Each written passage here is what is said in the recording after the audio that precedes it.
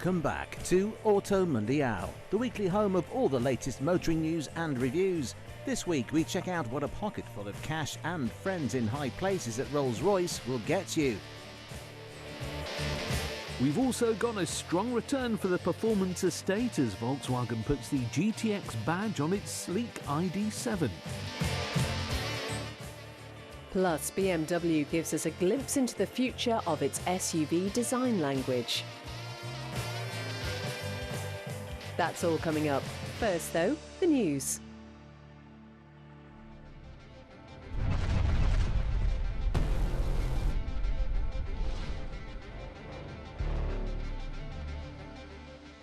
Having just unveiled one of, if not the cheapest, new electric vehicle in the UK, Dacia is now doing even more for its consumers. The Romanian manufacturer has launched Dacia Zen, a new complementary warranty scheme. Whilst the standard Dacia warranty covers new models for up to 3 years or 60,000 miles, the new Dacia Zen program is a rolling yearly deal available from models' first 7 years on the road. Better yet, it's not just brand new cars that are eligible for the scheme, as used cars up to 6 years old with less than 75,000 miles on the clock can also benefit. In this case, the car must have a service history in accordance with Dacia's maintenance recommendations, be it within or outside the official Dacia network. The Dacia Zen extended warranty is available upon booking your eligible car in for a service with an official retailer, but will not cover pre-existing faults according to the manufacturer.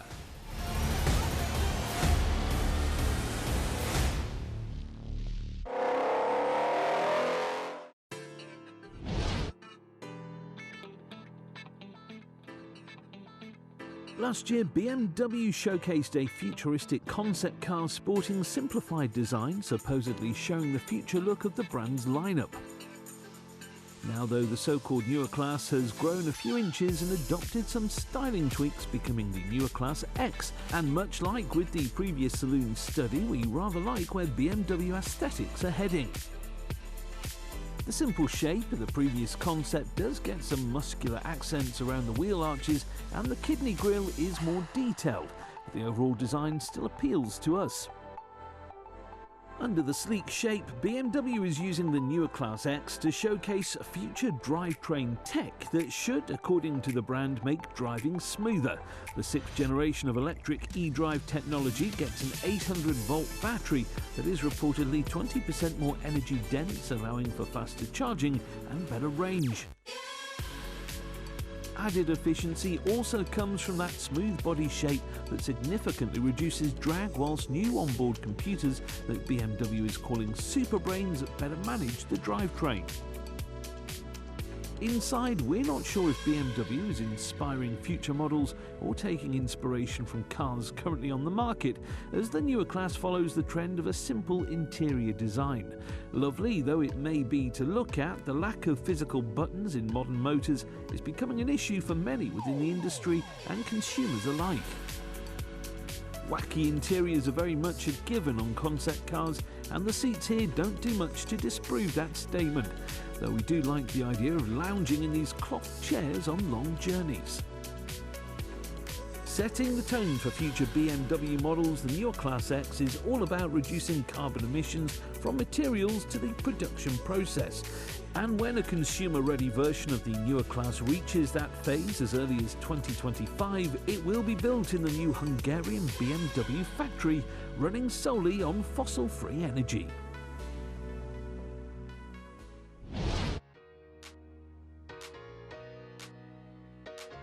Striking lines, defined front ends, a sense of personality in a sea of the mundane, in recent years Peugeot has truly stepped up its styling, resulting in a very handsome fleet. In fact, the French Lion has been slowly updating its range to align with its new design philosophy, seen on the likes of the new Shape 308 hatch and coupe crossover 408. The latest Peugeot model to get the makeover, however, is the larger 5008, now in an all-electric form. But despite the additional bulk of the mid-size SUV shape, there's no denying that the E5008 is a good-looking car. A trio of LED streaks running down either side of the rounded front end are now a signature of the French car maker's design, while the headlights are far thinner than on other recent creations.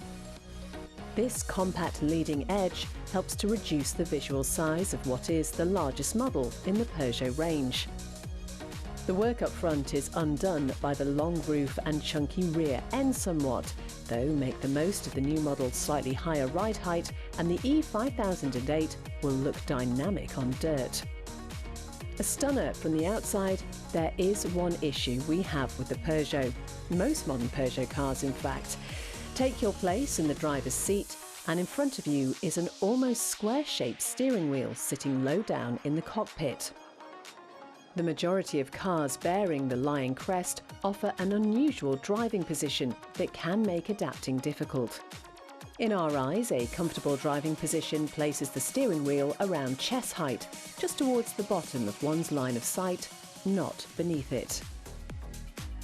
One of the 5008's main all-electric rivals when it hits the market in September will be the Skoda Enyaq.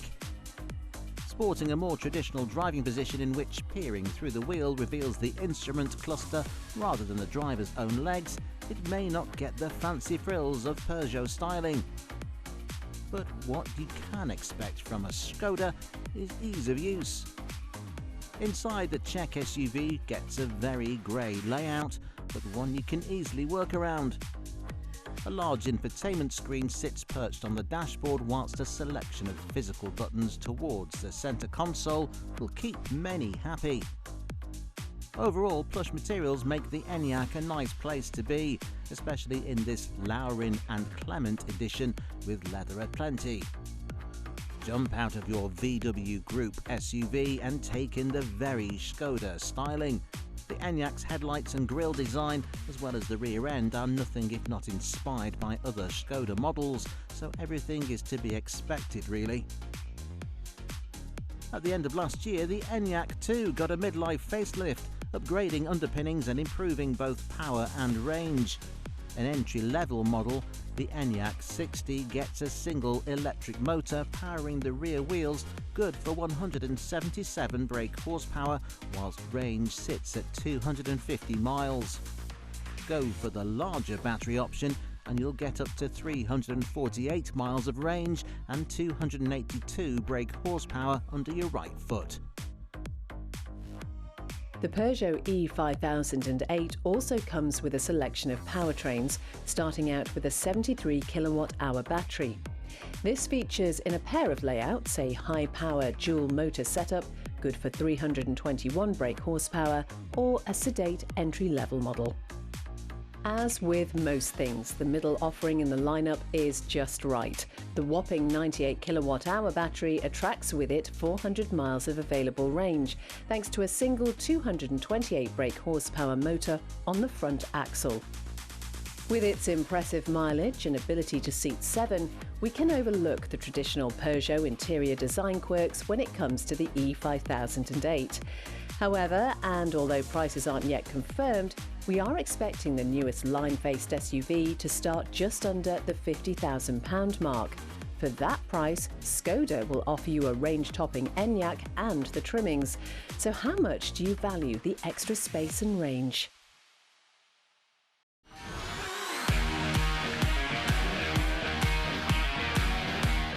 In 2024, the pickup truck, especially in double cab form, has been subject to controversy due to the government's taxation indecision.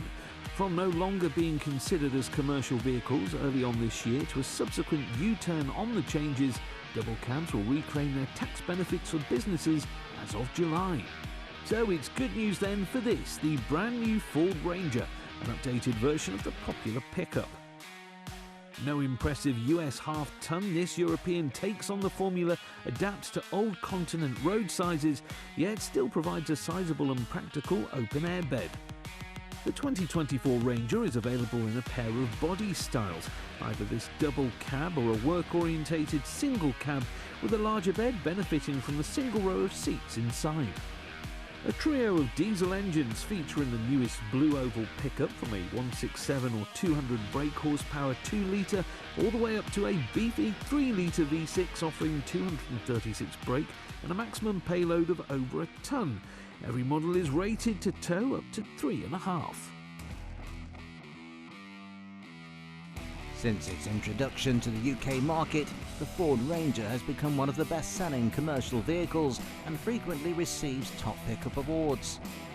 But a symbol of the class, the Toyota Hilux is a dependable and rugged rival with a seemingly indestructible reputation. So how does the Ranger stack up? Well, first of all, those looking to save a few hard-earned Great British pounds will have a field day with the Hilux, starting at £1,000 less than the Ranger in its most basic variant. That gets you a 150 brake horsepower 2.4-litre diesel and 6-speed manual in single cab form. Higher-end models sport a larger 2.8-litre diesel engine with 48-volt hybrid assistance, pushing a little over 200 brake to the wheels. Regardless of the variant, the Hilux matches the Ford's 3,500 kilo towing capacity and single-ton payload. Starting just under the £28,000 mark for commercial buyers, the Hilux is a slightly more approachable option than the Ford Ranger. But scroll through the options list and you will easily reach £40,000. with more elaborate trim levels such as this off-road ready Invincible X model.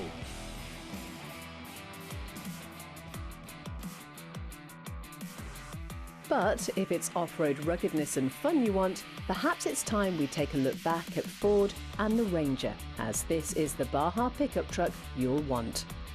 The Ranger Raptor does away with the sensible diesel options, instead getting a 3-litre V6 EcoBoost with petrol combusting to make over 400 brake horsepower.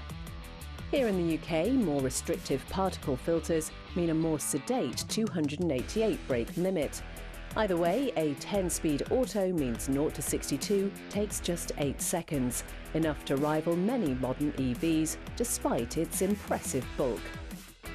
Four-wheel drive, a trick transfer case, locking differentials front and rear, as well as a 2.5-inch Fox lift kit and those chunky tyres fitted to 17-inch wheels help the monster tackle any off-road situation. Be it your local green lane or a rally raid event in a foreign land, the Raptor looks like it can handle it. In fact, the buttressed pickup gets plenty of plastic protection around the bumpers and throughout the underside as well, and chunkier metal bracing in those more fragile areas. But it's thanks to the Raptor decals that you really know how strong this off-roader is. The Ford Ranger Raptor in its new 2024 specification is available from £60,000 here in the UK.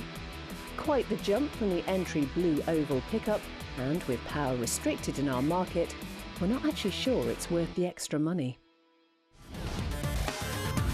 After the break, we celebrate as Volkswagen and BMW both look to be bringing back the performance estate. But which should you go for?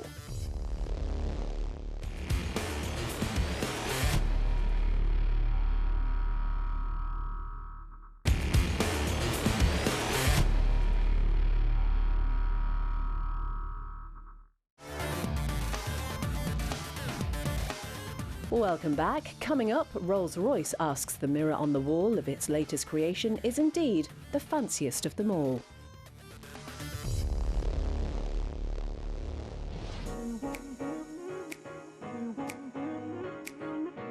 In a world of monstrous high-riding and bulky SUVs, watching daintier models passing by always puts a smile on our faces. And in 2024 it looks like manufacturers are trying to make the world a better place, as Volkswagen is the second brand this year to unveil a new all-electric estate. Yes, the sleek-looking fill to the brim and go body shape is making a resurgence this year, the latest car being the Volkswagen ID.7. A charming family car with an assertive take on the brand's recent EV design language, the new model is full of space for your family, all whilst leaving a nice big boot for the dog. But that's enough about what is essentially an all-electric Passat. What is really grabbing our attention is Wolfsburg's attempt to beat Audi at its own game, the Fast Estate.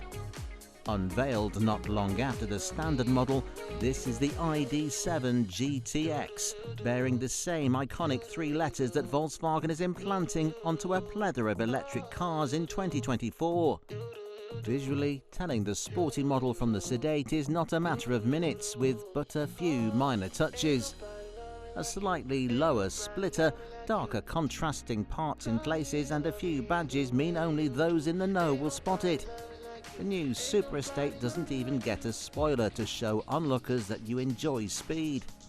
But don't be disappointed, this is still very much a fun-filled Audi S6 contender, as a pair of electric motors means all-wheel drive and a 335 brake horsepower figure. All that is powered by a larger battery compared to the standard ID.7, meaning overall range is pretty much unaffected. All-electric instant torque will propel those inside to the back of their seats with ease and send the car from 0 to 62 in just 6 seconds, enough to keep up with most modern sports cars. This all means the new sporty VW should manage to keep up with its nearest competitor in class. Though it's not an Audi or a Mercedes, the i5 Touring from BMW is the most recent premium estate this year to feature all-electric power. So what sets this new Bavarian beast apart from the VW? Well, in truth, there doesn't seem to be much. Just like the ID.7, the mid-range eDrive 40 variant of the i5 gets around 335 brake horsepower, though this time only the rear wheels push the car, so there may be some opposite lock fun to be had. Acceleration to 62 from a standstill is completed in just over 6.1 seconds, whilst the top speed of about 120 miles per hour means the i5 will ever so slightly escape the ID.7 GTX at full pelt. Stylistically, a top-of-the-range M60 model with carbon fibre flicks and mean details is available for an additional £30,000. But with an unusable on UK roads 600 brake under your right foot, we much prefer the under-the-radar mid-range car. Underneath, the i5 gets a slightly smaller battery than the ID.7, meaning range is a smidge less impressive. Though at over 280 miles, we can't really grumble for a large, comfortable estate with enough power to safely complete any overtake. Inside, the BMW is all about comfort, with its large seats and screens making long family trips less dull. But jump in the VW ID.7 GTX with its cool red trim, mood lighting and suede materials, reminding you of the car's sporty abilities, and you'll no doubt feel energised. The BMW i5 Touring in eDrive 40 specification is currently on sale, starting at £70,000. But despite the Volkswagen's sportier interior and improved range, it will sit at just £65,000 when it hits the market this summer.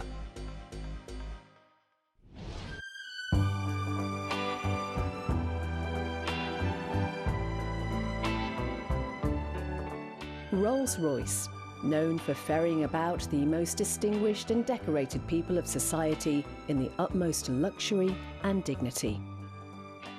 This age-old British car maker is responsible for automotive symbols of class, such as the stunning Silver Ghost, just like this.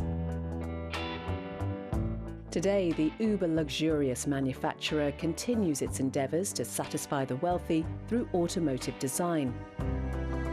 But sometimes, when your pockets are just that full, a standard roller simply will not do, in which case, creations such as this appear. Say hello to the Rolls-Royce ARCADIA DROPTAIL. The latest in a quartet of coach-built DROPTAIL models, this one, according to Rolls-Royce, represents an expression of tranquility. Certainly the overall shape, unladen with sharp angles and details, reflects a subdued approach to styling, and soft colours help bring that design to life. From the white paint covering much of the design to the rather more eye-catching chrome finish bonnet, the exterior look is one of elegance, but it is inside that the ARCADIA comes to life. As with every upmarket luxury road-going barge, this model gets leather chairs featuring all the modern comfort gizmos. But it's the light wood grain panels that truly characterise this cabin, further enhancing the boat-like feel of the outside. With so many sparkling details inside, one might assume this roller is a jewellery stand full of high-end gems and trinkets. But the sparkling dials and timepiece the manufacturer describes as the most complex Rolls-Royce clock face ever are far more than showpieces, actually serving their purpose well. The name Arcadia is a reference to Greek mythology, meaning heaven on earth, and the lucky owner set to pick up their recently commissioned coach-built Droptail will no doubt experience just that.